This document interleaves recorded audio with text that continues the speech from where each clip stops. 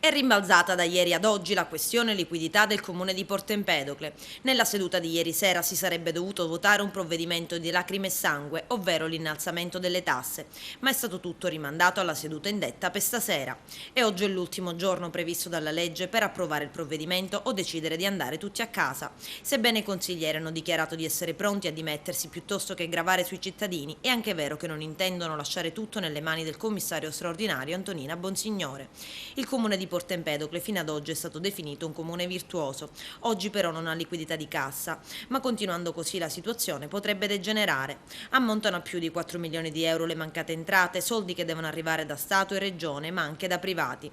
Non arriveranno più le misure compensative di Enel per il rigassificatore. Mancate entrate sono anche quelle relative a Tari, Imu e Tasi, più del 50% degli empedoclini non paga le tasse. Ecco che adesso il comune è a rosso, non è riuscito a pagare gli stipendi maturati dai contrattisti 3 giorni fa.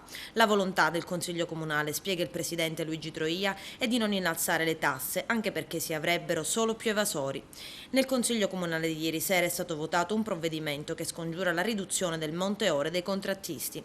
I consiglieri hanno rinunciato al gettone di presenza, il presidente Troia all'indennità. Verranno riconsegnati tutti i telefonini comunali, si risparmierà sulla corrente, sull'illuminazione pubblica. Lo stesso commissario straordinario Bonsignore ha rinunciato all'automobile di servizio. Insomma, l'idea è di tagliare su se stessi prima di gravare sui cittadini o sui dipendenti.